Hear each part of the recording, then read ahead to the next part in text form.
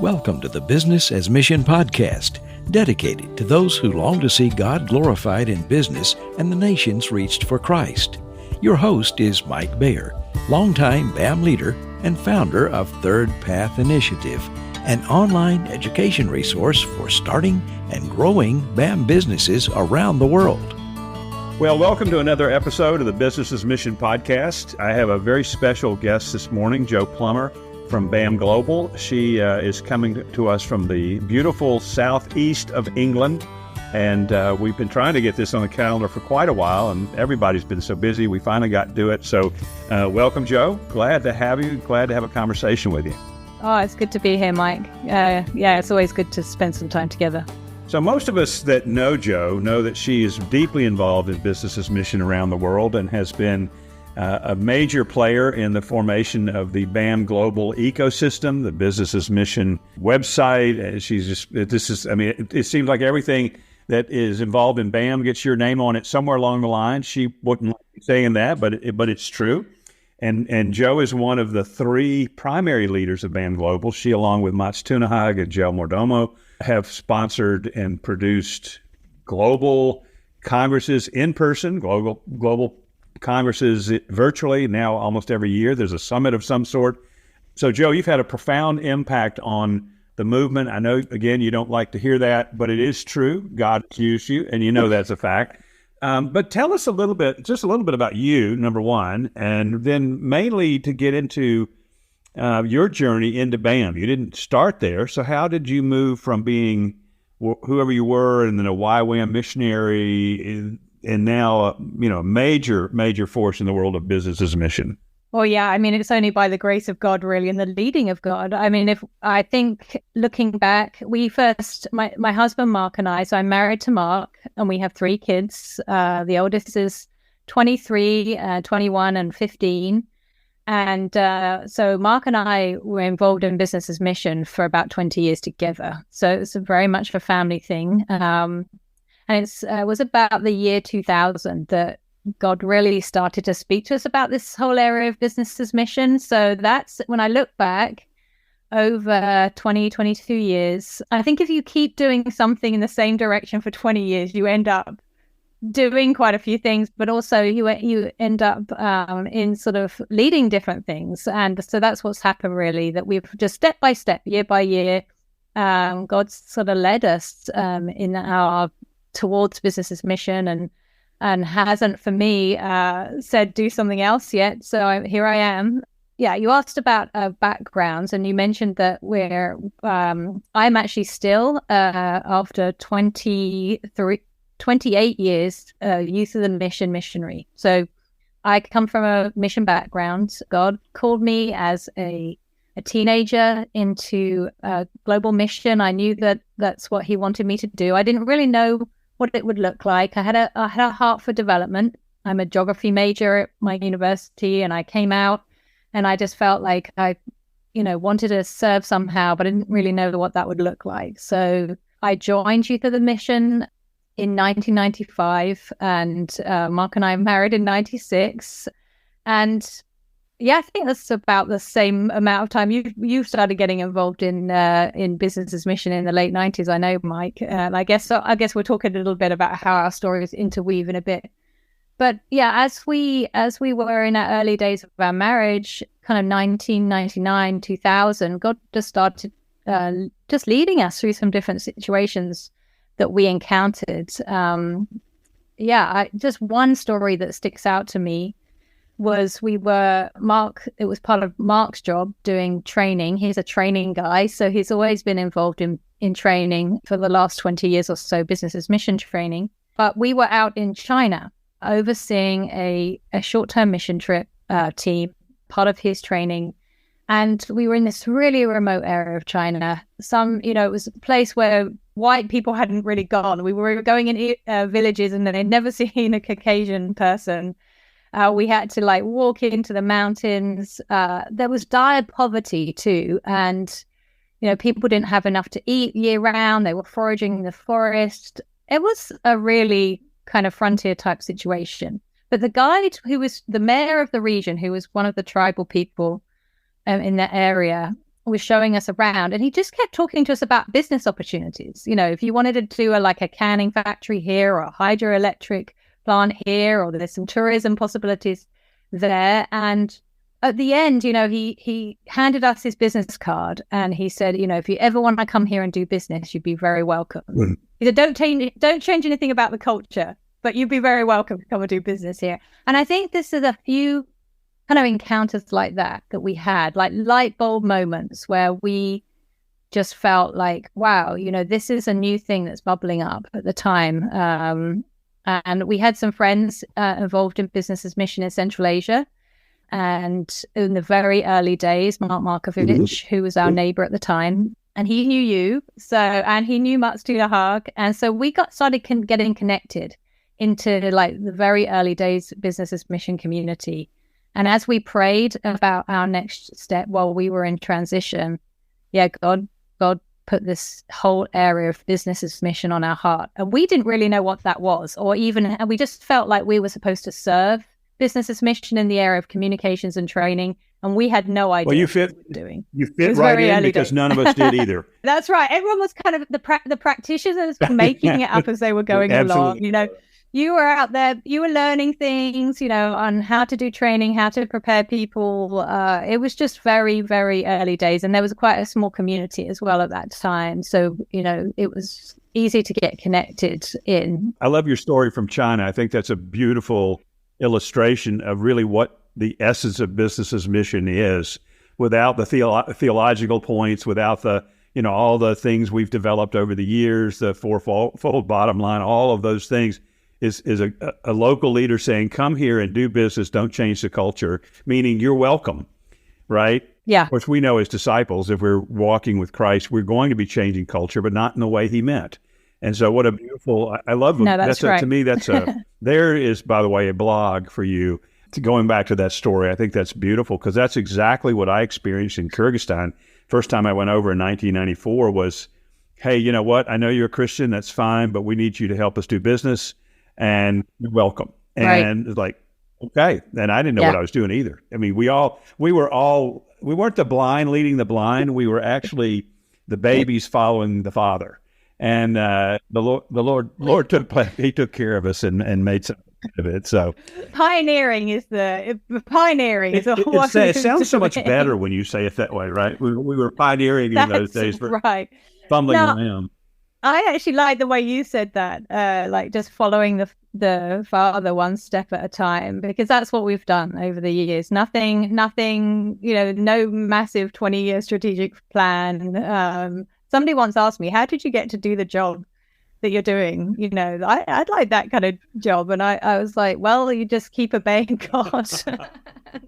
So somewhere in this, and I know your description is perfect. I mean, you and Mark both, and we've had Mark on the show before, and Mark and I actually met Mark long before I met you. I met him in Central Asia, and we got connected and started doing some things together. And so, but through this walk, it's kind of been fun to watch, Joe, where God uses both of you together, but Mark has a specific niche in training and development. I mean, that's where his passion is. And you have, I guess, I don't know, I would say maybe administrative, but not in the lower echelon, but in the highest echelon, a gift of organizing and pulling things together and making things happen. You went to Thailand, which is where I met you. I'd known Mark. I met you in Thailand. Yes, that's right. And you guys were involved in some coffee work, but also doing what in those days was DTS BAM or BAM DTS for YWAM. Talk just a little bit about that, but I want to get really quickly into the formation of BAM Global and how that came about, because so many people, literally on every continent except maybe Antarctica, are beholden, as we say in the South, to BAM Global for the resources that they're using. Right. So, there's some strands to the story here. So Mark and I established a Business as Mission resource team as a YWAM team. We were in the UK at the time. Then in 2008, we felt like we should move to Thailand. So to do the training, really to be closer to Business as Mission companies. So we could take people and show people what Business as Mission looked like. So we moved as a family to Thailand. But just backing up a bit, through those connections in Central Asia, Mark introduced me to Mats Tunahag in 2002. And Mats and I, and also Wayne McGee, led together the consultation process that we did under the Lausanne Forum between 2002, 2004. And I think you were involved in that, Mike, but virtually. And anyway, so that's how I knew Mats. So we did that process together in 2002, 2004. That produced a Lausanne occasional paper on business as mission. It was really the first global consultation. And it was really the seed of BAM Global. That's kind of how it was planted. But then meanwhile, Mark and I, we moved to Thailand. We're with a business as mission resource team. We're a YWAM team. We are running training. Mark is running training. He's starting to run conferences. And we have 3 kids. So a big chunk of my life have been doing all of this part-time, being a parent too, and as is Mark. So we've tag team a lot over the years. And as I kind of got more and more involved, my passion is in communication. And as you say, kind of administrative leadership, like facilitation, bringing people together, communicating. And I am passionate about business as mission stories, like communicating those stories and stories in the broadest sense, where we're bringing people together and we're learning from one another. And then we're passing those stories of what we've learned and what we've been doing and fruitful practices and putting those into a kind of a package that you can pass on to the next generation. So yeah, publishing the website, the resource library, the blogs on businessasmission.com is all part of that. But also these kind of consultation processes we did. And I think in about 2010, so a little bit after we moved to Thailand, I was kind of praying and thinking and communicating with a few other people, Mats included. I really felt like we need another consultation process. We need another forum where people can come together and learn from one another. I think that somebody asked me a really difficult question. I just didn't know the answer to it. And we need to put this question out to people, but there's no forum for that. How do we bring that together? So long story short, we together with, and I think I got your input at the time and a few other people, but Mats and I chiefly led that. We came together and we started planning what we called the BAM Global Think Tank, which was supposed to be a 2-year project. It started in about 2011 and it finished in 2013 with the first BAM Business as Mission Global Congress in Thailand. And that BAM Global Think Tank, we said to people, come and be part of this. The whole project was 2 years, but we said, come and be part of these consultation groups for like 6 months to a year. We had all of these topics, like every topic under the sun. I think we were really over ambitious with it, but we had 30 working groups. We had 330 people involved in this consultation process. We said, come and be part of it. And then we found out what they were passionate about and put them into a consultation group. And that process produced all of the first crop of Business as Mission Global reports. And the way that BAM Global started really was out of that. So it was born in that early consultation process that Mats and I co-led together. And then there was like a gap where we were like, well, we need more of that, but to go deeper in a broader range of topics. We've got a foundational paper on business as mission, but we need to know what are fruitful practices and case studies and lessons learned in business as mission and church planting, or business as mission against human trafficking, or doing business as mission in hostile places, or funding business as mission, or scholarship on business as mission. You name it, we had an issue group that focused on that. And you can find all of those reports at bamglobal.org on the reports tab. If you're curious, having listened to this and thinking, well, where is that material? It's all there. And by the way, Joe, we'll put all that information in the show notes for listeners who missed that. Businessasmission.com is one website. It's a great place to start. BAM Global is a much deeper website, bamglobal.org. All of this will be in the show notes. So if you missed it, listeners, don't worry about it. It's all there for you. Joe, stop for just a second and just in I know what I tell people when they ask me, what is BAM Global? It's probably wrong, but at least I'm sincere. How do you describe BAM Global when people hear that? I know they get the website. That's okay. So it's a website, but that's not what it is. The website is something that serves BAM Global. How do you describe it? I think it's several things. So it's really a network of networks, BAM Global. And it's also a very small organization. So there's a core of only a few people, really, like 5-6 people involved. And then there's sort of the next ring of people who give input, leadership advice and all those things. And then, connecting network leaders. So hundreds of people who are networked in. But it's a small core organization that seeks to serve the BAM movement. So BAM Global and the BAM movement are two different things. The business's mission movement is something the Holy Spirit is doing. There's people all over the world that God is speaking to about business's mission that maybe never even heard of the term business's mission, but they're out there. God is putting this on their heart. And I like to think that we have a hand in mobilizing people and sharing that message, and people hear it for the first time and get engaged as well. But we've got the movement. So people all over the world, every region of the world, doing business's mission, not just doing business's mission, but supporting business's mission. We've got the ecosystem for business's mission. So that's a movement. That's not no one controls that. No one started it. No one can run it. And sometimes people say, have you counted business's mission? Like, how many BAM practitioners are there in the world? This particular question that came probably about 10 years ago, as the movement was still smallish. And I was like, I'm not sure I'd even know how to do that, because it's beyond the boundaries of it are way out there, beyond what we can know. But at the same time, you want that movement to be well resourced. You want people who want to be networked in, who want to learn from others, to be able to find a point in which they can connect in. And that's really where BAM Global comes in. It's, in one sense, it's just a network of networks where we've got regional networks. So those early think tank, we had issue groups, we had regional groups. So it was after the think tank process, we said, well, we've got all of these networks. We've got all of these, this relational capital, to talk in our business. We've got intellectual capital, we've got relational capital. How can we continue, how can we leverage all of that and continue to resource and network the movement? So the vision of BAM Global is ultimately to see a movement of businesses transforming people and nations for God's glory. So the vision is the movement, but our mission as BAM Global is to invigorate the business's mission movement globally. We'll be right back after a short break.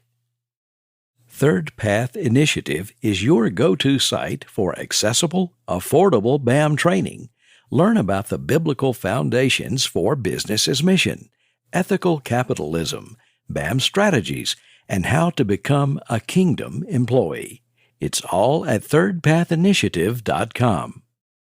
I think it's such a great distinction you make, right? BAM Global is serves the movement. It's not the movement. Exactly. And I know you and Zhao and Mats in particular have been very determined to not appear to be leading, controlling, running, anything like that. All of you have been beautifully hands-off in that sense, acknowledging that the business's mission movement is a God movement. It's a Holy Spirit movement. And yet you guys have been beautifully organized in resourcing, as you put it. So I think for listeners, that's really important, because a lot of people that are looking at BAM, maybe for the first time or they're early in their journey, they're trying to figure out who is it, where is it, what is it? And those questions don't apply to the BAM movement.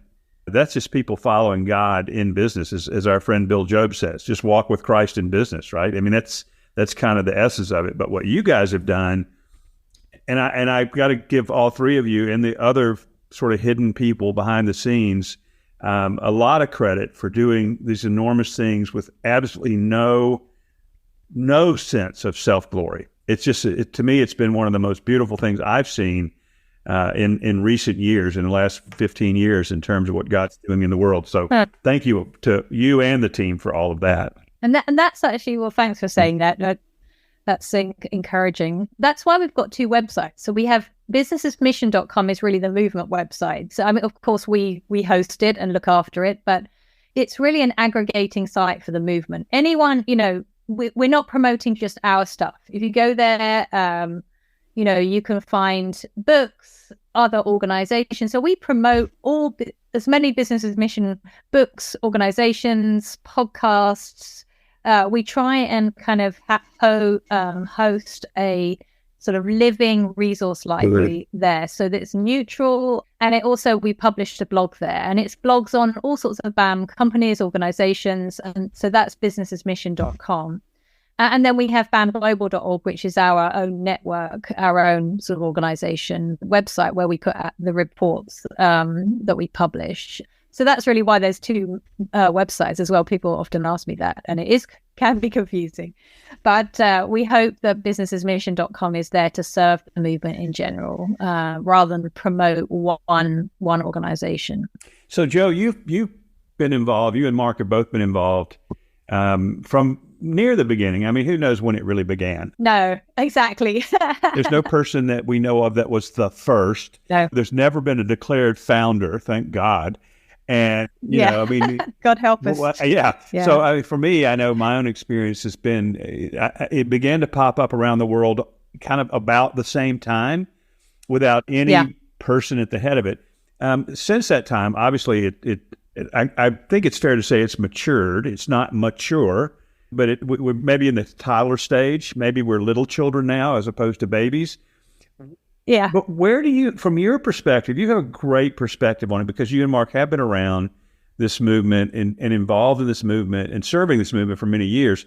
We know some of where it's come. It's moved from being primarily, as we say, from the West to the rest. Now it's truly, as we saw, this, thank God for the pandemic. This is a horrible thing to say, that forced us to go virtual. And out of that, we were able to see the national, international flavor, the multi-ethnic, multicultural flavor. I mean, it's become truly a movement of believers around the world. It's almost a Revelation 7:9 kind of experience, right? People from every kindred, tongue, tribe, and nation. And it's been fun for me to watch. I know it has for you and Mark. What do you see coming? What is? And I'm not asking you to prophesy. But no. just as you gaze into the future, what do you see coming by way of growth, opportunity, impact, but also challenge? Yeah, I mean, I'm a context person, so I hope you don't mind if I look back as I look forward as well. I mean, there's always been, BAM movements or networks growing from different parts of the world. I mean, what some of the earliest big kind of BAM networks were in Korea and Indonesia, like that go back sort of 15, 20 years, that birthed around the same time as we started. But I think over the last 20 years, we've seen these sort of regional networks really multiplying. So I would say in terms of diversity, in terms of regional, that's just ongoing. But I'm excited right now because I really see this wave coming from all over Africa, business people all over Africa catching this vision.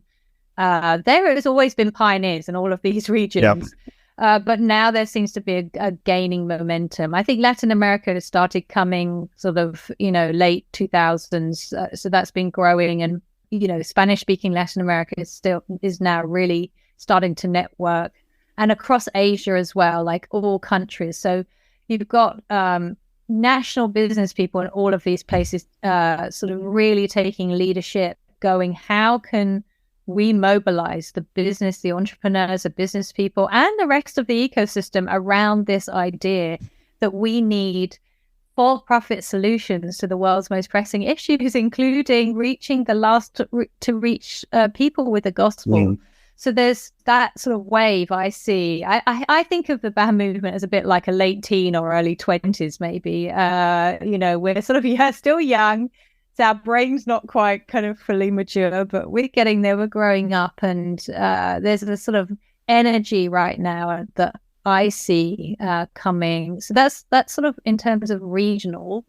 The other thing I'm excited about is just this next generation growing up. Because when we started, Business as Mission, there were early pioneers, going back 30, 40 years. They got some one-offs like Bill Dwight and a few other people, probably can't mention, but and you started early on as well. But you've got sort of the pioneer generation that grew up, and most people who came in sort of the very early days, the first sort of 10 years of that, late 90s, 2000s, you either came from one background or the other. So if you came from a mission background like me, or Mike, you've been a church leader and a business person and a mission person, so perhaps you don't fit the mold. But most people came from a business background or a mission background, and you kind of come in with that kind of experience. You've got strengths, but there's also, you've got, maybe you don't know things. I have no idea still, 20-something years in, how to run a business. I've got a few more clues than I did 20 years ago, but I'm not a business practitioner. That's not how God made me, what I should be doing either. So you've got all these different people coming in from different backgrounds and coming together, and there's strength in partnership, and it's been beautiful how God has woven different people together. But what excites me is you've got a whole generation coming where, because the business's mission, message, and understanding is starting to kind of go deeper into the churches, into places like universities, where people are learning about business's mission when they're in their teens, when they're in their early 20s. They don't come from one background or another. God started putting this on their heart when they were, 18, 21, 23. So I have friends now, that my kids' generation, who are passionate about business's mission, and maybe just a little older, the early ones who this was true of. They heard about business's mission, and they were like, well, I think that's what God's calling me to do. How do I prepare myself in a very holistic way?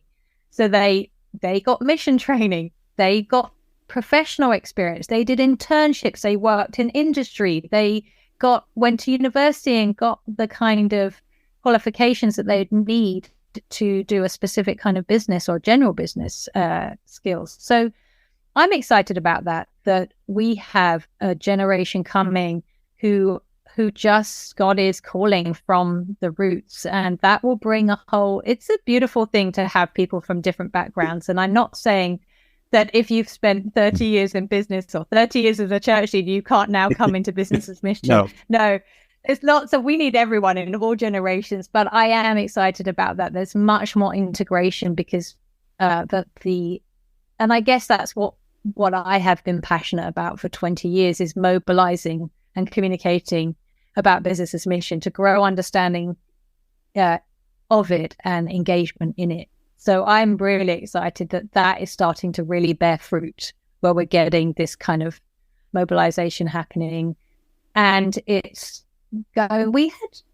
We had a widespread geographically right from the beginning, but a lack of resources in other languages, not many people from each nation. No. But now we're going to see a wave of people where we're going to get hundreds of people from different countries that haven't perhaps is still in early stage engagement in business's missions. Your comment about the next generation, it just really has resonated with me for a long time. And that's part of back in 2012. I know I sort of backed away from the front line of doing BAM and really started moving more towards dealing with the younger people.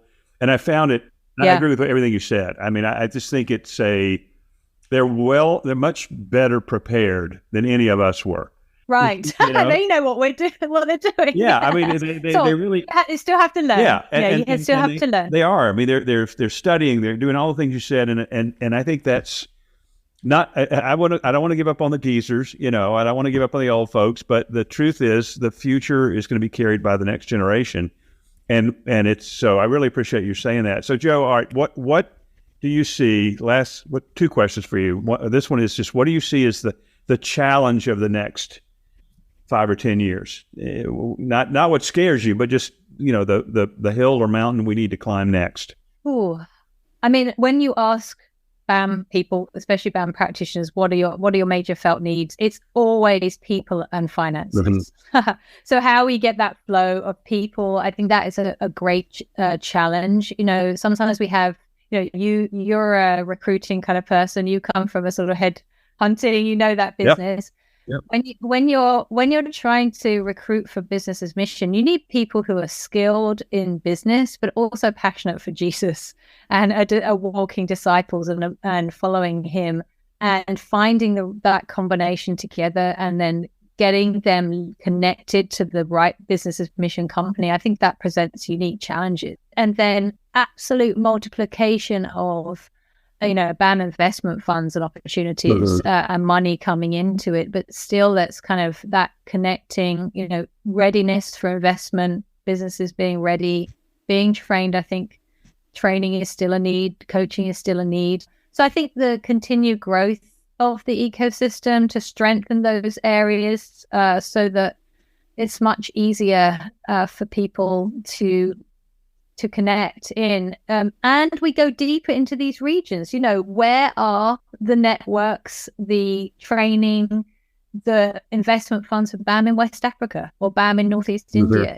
Those things are fledgling right now. So we have, there's so that continued globalization of the movement and going depth in the just richness in the ecosystem in all regions. And then if I can add one more thing, I think, this new generation coming up, part of my passion and work is to do with passing the lessons that we've learned so far in this first sort of 20, 25 years onto those people. But there's still more work to be done in that area. We're still doing consultations. And a challenge is that BAM practitioners are so busy running companies, they've got their heads down. We need them to mentor people. We need to learn from them, and so that's still a challenge to kind of the kind of resources that we need to make that kind of learning happen. And that's maybe not so glamorous sort of thing that people enjoy funding, but it's essential work to kind of help those resources kind of come to the surface and be available. Well, I hear you, and I agree with you, and I am convinced that those needs, God is meeting those needs. I don't lose sleep over it, but I also agree that those are big challenges. So, all right, last question, and then we'll let you get back to remodeling your house. You guys don't know this. Joe and Mark are totally renovating a 1930s house in the southeast of England. So I like to ask this of just about every guest, is that just if you had a message, a word for people who are not looking at BAM, that too, but people that are just beginning to get their feet in the water, they get it, they feel called to it, but they don't know where to start. Where would you advise a person to start? Well, first of all, can I say to that person, we need you. We need it however God made you, however God's calling you, there's a place in business's mission for you. And can I just say, if any communications and media people are listening to this, we need you. Yeah. This podcast can't happen without people who do media, nor can our websites and stuff. And I always like to say that whenever I'm speaking, because we've got some really cool people come in and got engaged when I've said that in the past. So I'm going to say it again. Even if you're not called to do business directly, there's room for you in the business's mission movement. But then I think, figure out how God has made you. Find out, I think, get connected with other people. Start meeting with other people and praying together, some like-minded people. Get along to conferences, make connections. There's lots of different events going on around the world. The Lion's Den, there's Faith-Driven Entrepreneur, which is kind of more broad, business's mission specifically. BAM Global, we're running summits every year online, and there's lots of events happening regionally. You probably wanted a shorter answer than that, Mike, but I would say go to businessesmission.com and bamglobal.org, sign up for the newsletters there. bamglobal.org, we send sort of just generally a very occasional organizational news, like when we publish a paper, but businessesmission.com, we send monthly BAM resource emails out. It's called the BAM Review. And then you'll start hearing about other resources. You can start then connecting with other people. But I would say globally, sign up for those resources, try and get along to an event, but also locally, find out some other people that are like-minded and start praying together. And crucially, ask God, okay, God, what do you want me to be doing? I know you've called me to this, or I'm feeling maybe you're calling me to this. where do you want me to go? What are you saying? What's my next step? Because I think back to the very beginning and my journey of this conversation, Mike, I think there's no more powerful thing that we can do as followers of Christ than to say, yeah, Jesus, I want to follow you. Where do you want to lead me? Yeah. That's what it's all about. That's the kingdom. So yeah, I hope that's helpful. No, it is. And I'm going to end with your statement. There is a place in the business as mission movement for you. Literally. Yes. Whatever it is, don't think you have to go to Africa to start a business. Maybe. Nope. There is a place, and search it out and see what God says to you. Joe, thanks so much. To our listeners, all of this, these websites will be in our show notes as well. Joe, I hope is okay as your email.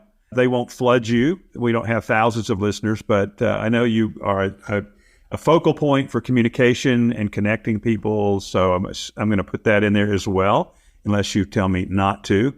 And so I'm looking forward to it. Joe, I've been wanting to do this for a long time. Glad to have you finally on the show. Love you dearly, you and Mark both, and just so thankful for what God is doing in you and through you.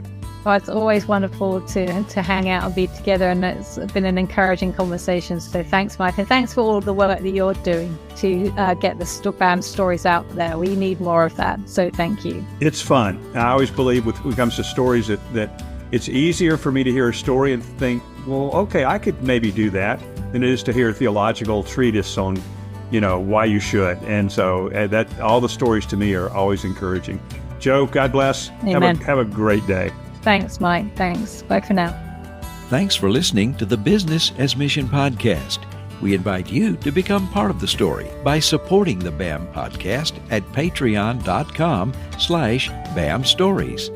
There's a link in the notes with this episode. For more information, go to thirdpathinitiative.com or tryventure.com. Please share this podcast and give us a review wherever you listen.